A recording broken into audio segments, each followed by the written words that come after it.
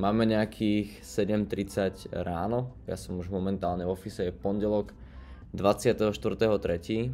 a štandardne sem nechodím na 7 alebo na 8 ráno, štandardne si ešte doma porobím veci väčšinou do 9, do 10, niekedy viac a až potom idem sem točiť nejaké materiály, po prípade pracovať na nejakých spoločných veciach. Každopádne tento týždeň bude trošku náročnejší a práve preto jednak pravdepodobne tu budem každé ráno okolo 7-8 ráno a na druhej strane prioritná vec, na ktorú sa chcem tento týždeň definitívne sústrediť minimálne od pondelku do piatku je spánok, čo je extrémne dôležitá vec, zvlášť pri takýchto dňoch, kedy vlastne sme si dali v rámci digitálnych vizionárov výzvu 5-dňovú v rámci spustenia kompletne nového produktu a chceme to zároveň dokumentovať celých 5 dní, to znamená od dnes až do piatku.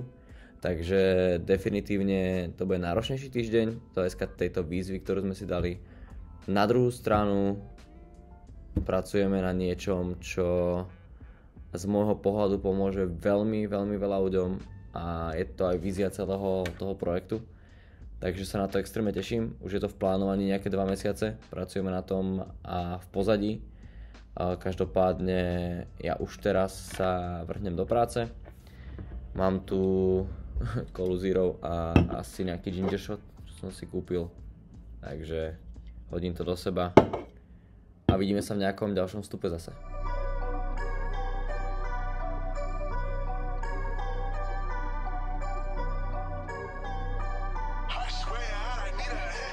I go over anything like ranch, facts. Think I want a yacht and a ranch, yes. Hit the boulevard and hit my dance. Everybody wanna be a boss, but they can't. But they motherfucking can't. I go over anything like ranch. Had to tell my old hoes, bon voyage like I'm in France. Hey, now I eat hors d'oeuvres and get them served at my advance. Hey, fuck up my face, please and thank you in advance. Hey, hey, I'm like, hey, yeah, you know the game. Ice all in my veins, bitch ain't nothing changed. I got money in the bank, in a Roth IRA. Put the drinks on my tab and the bitch on my lap. And oh yeah, I go over anything like ranch, facts. Think I want a yacht and a ranch. Máme 21:09. Ja som robil len ten jeden vstup v rámci dnešného dňa a budem sa to snažiť zlepšiť zajtra.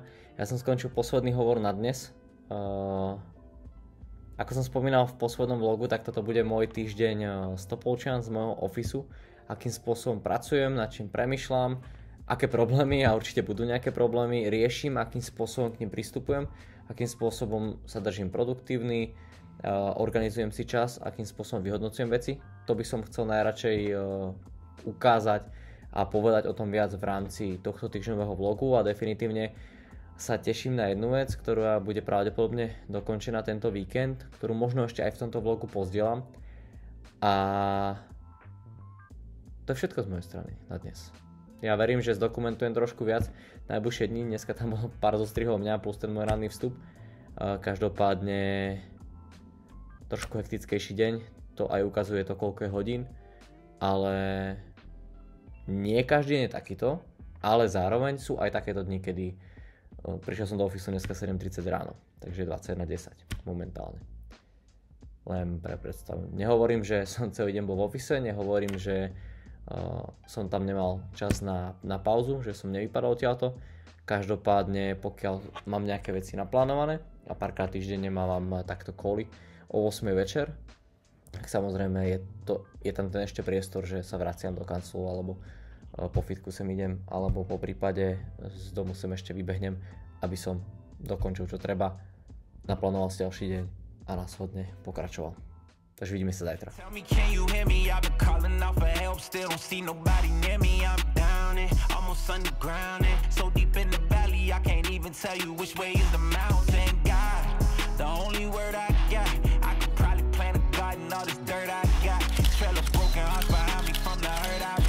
Osobne som nemal žiadny vstup včera, aj z hľadiska dokumentácie toho bolo menej, čo som nahrával, pretože tých pracovných vecí bolo tak dosť, že som aj zabudol na to, že vlastne účelom tohto týždňa je zdokumentovať, akým spôsobom to vyzerá.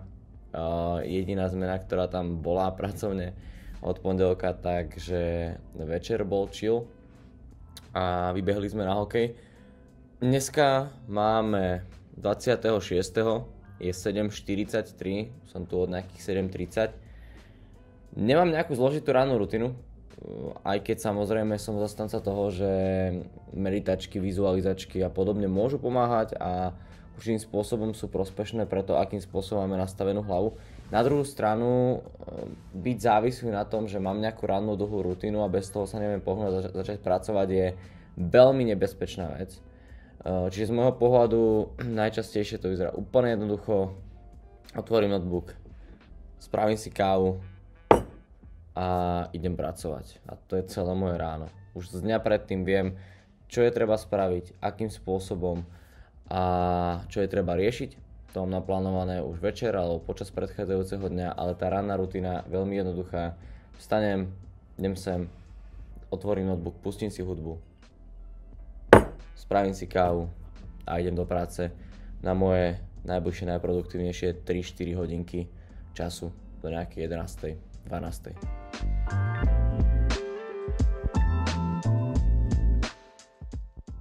Točil som vstup ráno, čo bolo 7:40 a niečo také, 43. Tak sme sa rozhodli, že dáme raňajky kvalitné mekačové dneska a ideme do ofisu naspäť.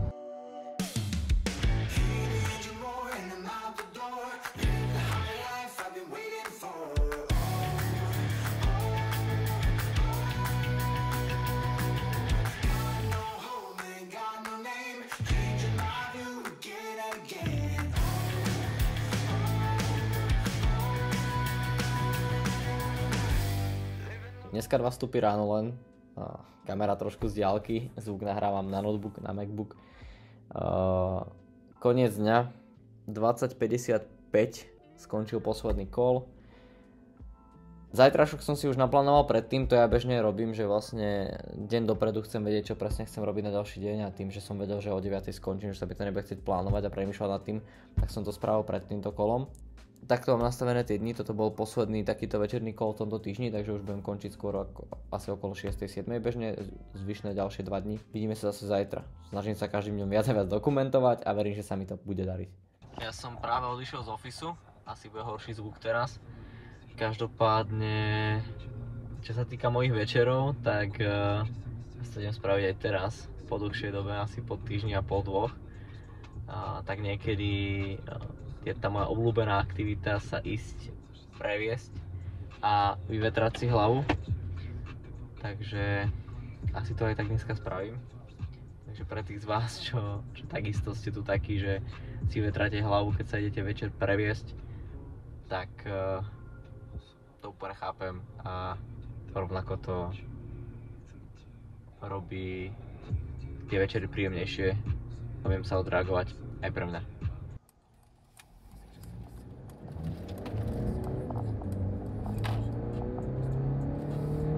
Máme piatok, 10:45, čiže 3:45. Zo včerajšku nebol žiadny vstup ani žiadny záber. Popravde to bol tak hektický deň, že mi ani nenapadlo niečo natočiť.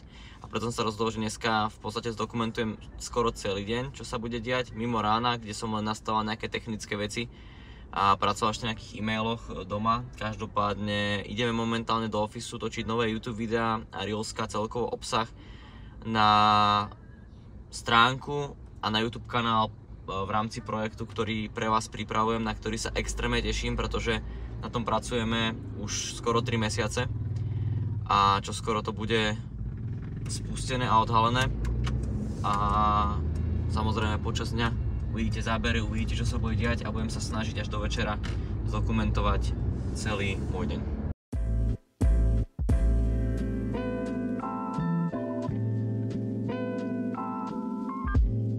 Mali sme pred chvíľkou debatu o marketingových agentúrach a ja som si povedal, že to chcem dať do tohto vlogu, pretože túto debatu máme pravidelne a myslím si, že ak tu niekto z vás podniká, ak tu mám nejakých podnikateľov, ktorí sledujete tento vlog a využívate služby nejakých marketingových agentúr, poprípade premýšľate nad tým a používate Facebook alebo Google reklamy na to, aby ste propagovali svoj biznis, tak jednu vec, na čo chcem dať dôraz a čo chcem povedať je tá, že dávajte si veľký pozor na to, ako kvalitné služby tie marketingové agentúry majú, pretože vyslovene väčšina z nich vám nedá žiadnu hodnotu, žiadne vylepšenie vašeho predajného procesu a podobne a jediné, čo spravíte, zaplatíte prachy. Ja osobne som pred 3 rokmi alebo 4 rokmi už takisto zaplatil 1000 eur marketingovej agentúre, reálne mi tie nové Google reklamy nevygenerovali skoro žiadny ďalší profit. A jedinú vec, čo som potom musel spraviť, je takto prekopať pre seba, aby to začalo znova fungovať. Čiže tak som sa musel ja do toho dostať, ja si to nastaviť a odtedy si vlastne celý marketing robím sám, pretože viem, že na 99% týchto agentúr sa nedá spoľahnúť a iba z vás vyťahnú prachy a reálne nedajú žiadnu hodnotu, žiadny výsledok tomu biznisu. Takže len taký malý vstup, trošku som sa naštval zase nad tými marketingovými agentúrami a dávajte si pozor, ak si dávate robiť niečo marketingovej agentúre, zvlášť nejaký setup Google Ads, Facebook Ads a podobne, tak sa fakt pozerajte na to, akým spôsobom to robia a ako reálne s vami chcú pracovať a vygenerovať vám výsledky a či vlastne aspoň sledujú nejaké metriky, nejaké čísla, ktoré by pre vás mohli byť podstatné pre váš celkový biznis a nárast vašeho obratu a ideálne aj ziskov.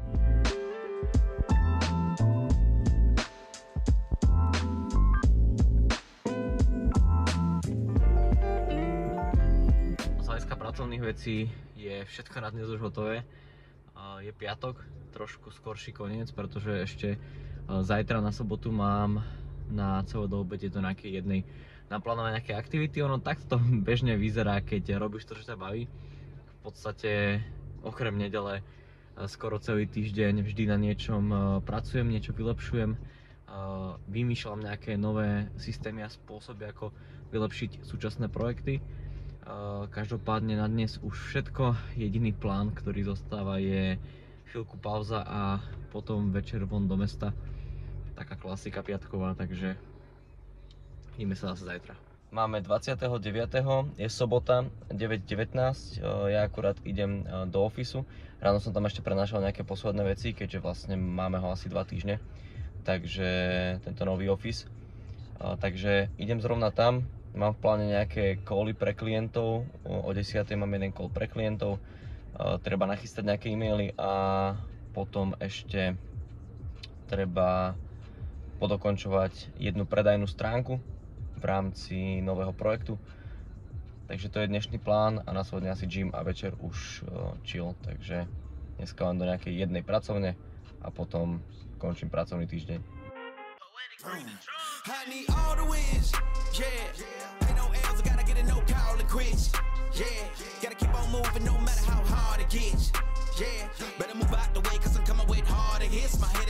Máme sobotu 12:38.